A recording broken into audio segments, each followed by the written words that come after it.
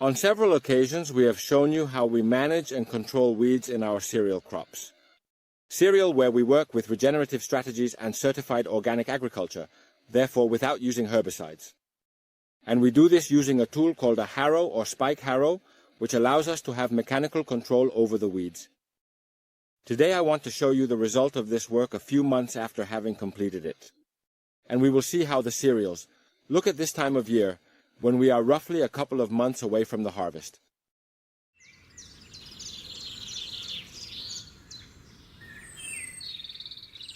We are in a very complicated situation, where the primary sector is suffering greatly due to the lack of water and the drought. This image, which is common to see these days, is more typical of late June or early July than of late April or early May, which is now. Many farmers have started cutting their cereals to use them as fodder because many people who have animals are suffering greatly and are afraid they will not have food to last through the summer, which is likely to be the case.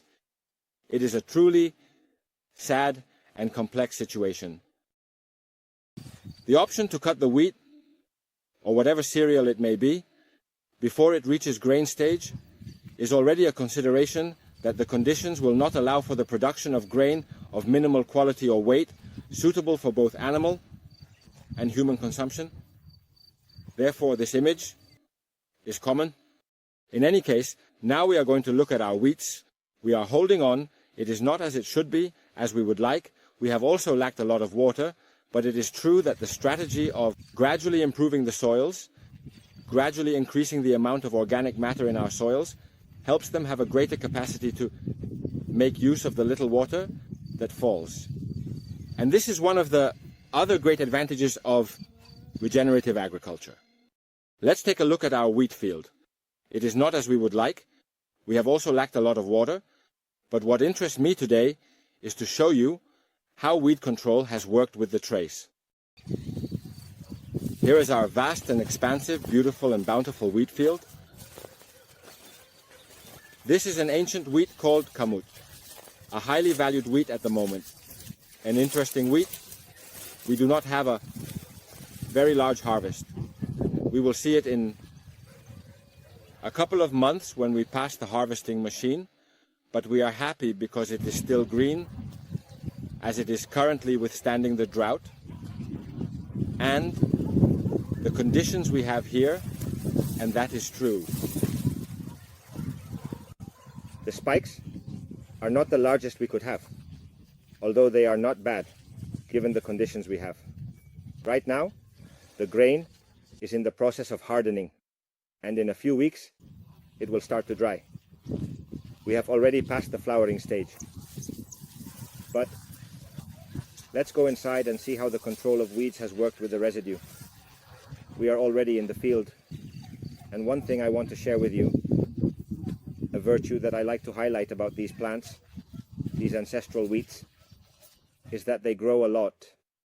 I don't know if you can see it from here, but these plants, well, they come up a little above my waist. This should measure between 90 centimeters and 1 meter.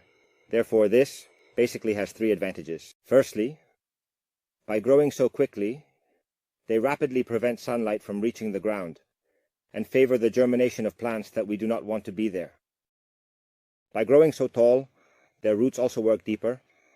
A 1 meter plant has roots that extend more than a meter down, allowing them to work the soil at lower depths. This also promotes the circulation of nutrients from depths that other plants and roots cannot reach, as they absorb nutrients through their roots and circulate them within the system. Moreover, since there is a lot of plant growth, we are generating a lot of biomass, which means we are capturing a lot of carbon, more than with the usual wheats that are shorter and have less body, less biomass. This carbon, or part of this carbon, remains in our fields, improving organic matter and thus enhancing the retention and utilization of rainwater. These 3 advantages are very interesting to us. And there is a 4th point that is great, which is that these wheats are valued. They have much less gluten than conventional wheats. For people with intolerances, they are more digestible, but they still contain gluten. These wheats, Kamut, Zeisha, and Spelt, have gluten. If gluten cannot be consumed, if one is completely intolerant, they are not suitable. But for people who have certain intolerances, it has less gluten content. Therefore, these wheats are more digestible. But well, let's see how the control of weeds has worked in this acrylic field. Let's look at what has happened here. And to see it, we need to go down to the ground and see how the soils are. We actually have a quelopodium that is coming up here. But if it doesn't rain, it doesn't have much of a future either. We have another type of plants around here, but in general, there's alfalfa. And overall, these areas are quite clean. We don't have very big problems with weeds. By implementing crop rotations, we have controlled the narrow weeds, like margol, for example, which is a plant that could take a lot from us. It could make us sweat quite a bit. But by using false sowing, we have controlled it with rotations. Narrow leaf plants are very difficult to control with the spiked harrow, because if those plants were targeted, the wheat would also be affected. Here we made a couple of passes and practically eliminated all the problems. Here we have another brassicacea, decompacting the soil and attracting biodiversity with its flowering. In other words, we are finding these plants here. We shouldn't deceive anyone. There are plants that are competing with our wheat, but the truth is that for now, they do not represent a problem. For us, the predominant crop is the wheat you see here, which is essential for our region, as you can clearly observe. This wheat is almost approximately 1 meter and 20 centimeters. And if we go underneath here, we can see that there is some grass like this, but in general, it is quite clean, thanks to the work of the harrow. In addition to alfalfa, some plants have emerged. When we perform control with the trace, mechanically, favoring rotations, we do not achieve the results of a control. Chemical herbicides and excessive tillage should be made very clear. There will always be other plants around. In fact, we also see other types of brassicas here that are currently flowering, and some ash plants are present. These plants are within the tolerance level, which means they won't cause problems during the harvest. Does this mean that production will decrease a bit? Sure, it is possible. In cereal, with my experience, it is very difficult to produce what is produced using chemicals and tillage. To make a very simple comparison, in a bicycle race, if there is one racer who is doping and one who is not, the racer who is doping will probably always win. Well, this is the same. Therefore, in cereals, we do not aspire to the same level of production, especially when working with ancient wheats that, to be honest, produce less than modern wheats that are basically designed for production. What really matters to us, apart from the soil and the environment, is not production, but the profit per hectare. This is the main indicator for us. If I produce less, but spend less, and my product is more valued, I will have more profit. And this is the league we play in with regenerative agriculture, especially in extensive crops. Our management system, as we have mentioned on other occasions, is basically based on rotations.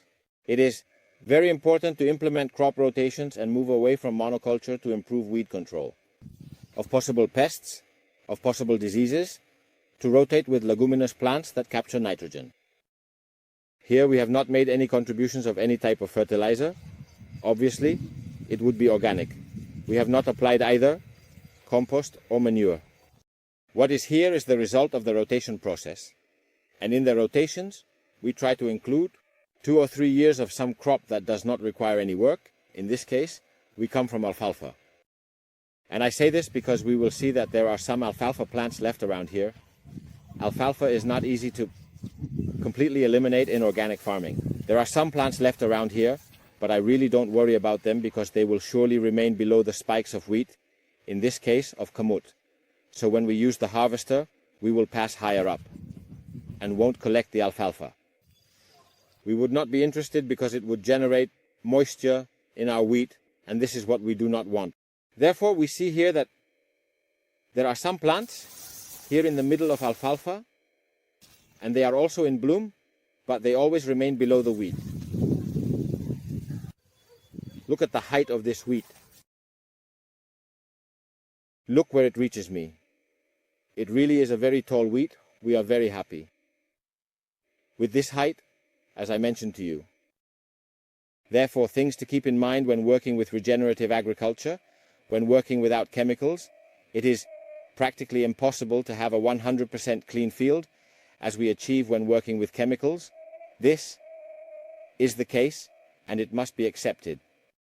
But it must be understood that the plants, competing with our wheat in general, and as long as they are not too numerous, do not pose a problem if they do not exceed a certain limit.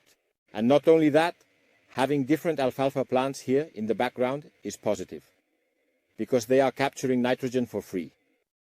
Even a part of this nitrogen may be used by this wheat, but the portion that is not will be utilized by the next crop we will plant here. But even so, without herbicide, it is possible to have a decent harvest, as is the case even in years. With little rain and really complicated conditions, having more organic matter in our soils helps us to be more resilient in the face of harsh conditions like this year's drought. Therefore, it is possible to work without chemicals. It is possible to produce high-quality yields with regenerative agriculture, and the tool we call a harrow or spike harrow. It is truly a tool that allows us to reach this point while consuming very little fuel. We already told you in the other video about this tool, which is a piece of equipment that we work with at 8 to 10 km per hour.